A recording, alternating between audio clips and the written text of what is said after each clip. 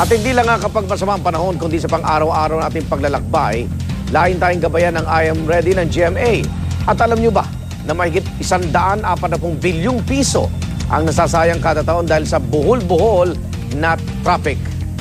At hindi na lang nga ito sulirinigan ng gobyerno, kailangan daw makibahagi rin ang mga mamamayan para maibsan ang problemang ito. Narito ang report ni Haji Rieta.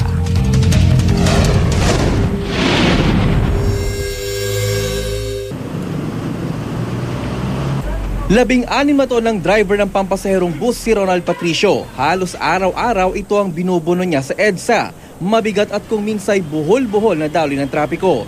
Kahit sanay na, importante raw na malaman pa rin niya kung saan mas maluwag ang daan.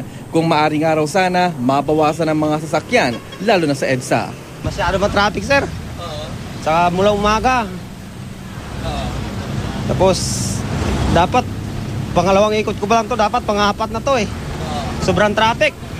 Ang magkaibigang estudyanteng ito, madalas daw malate sa eskwela dahil sa traffic. Para po marinig rin naman po yung mga apila namin, mga estudyante. Lalo na sa mga traffic ngayon, uso nga po yung traffic. Hindi lang po yung mga buses lang po yung natatraffic. Kahit po dyan sa maliliit na daanan, kahit jeep lang po natatraffic din po kami. Sa pag-aaral ng RED o Respect Equals Discipline, isang anti-traffic group, umaabot daw ng mahigit 140 billion pesos kada taon ang nasasayang dahil sa problema sa trapiko, hindi lang sa Metro Manila kundi maging sa iba pang bahagi ng bansa. Bilang isang economics majors, meron tayong tinatawag na opportunity cost, di ba? Tapos, ang daming nawala yung cost ng dun pa lang sa gasoline na ginagamit natin everyday.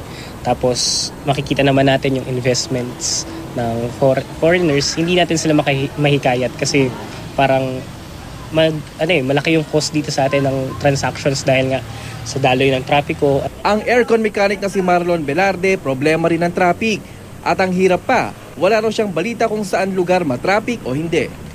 Kaya ang GMA News and Public Affairs ilulunsad ang bagong I Am Ready GMA Public Service Portal na magbibigay ng komprehensibong impormasyon hinggil sa trapiko. Aside from weather, yung traffic, importante naman siya every single day of the year.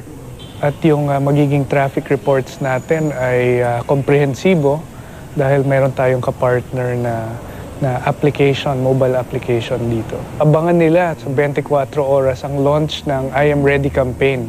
Dito magiging live yung website natin na nasa www.iamready.ph. Para sa unang balita, Haji Rieta reporting.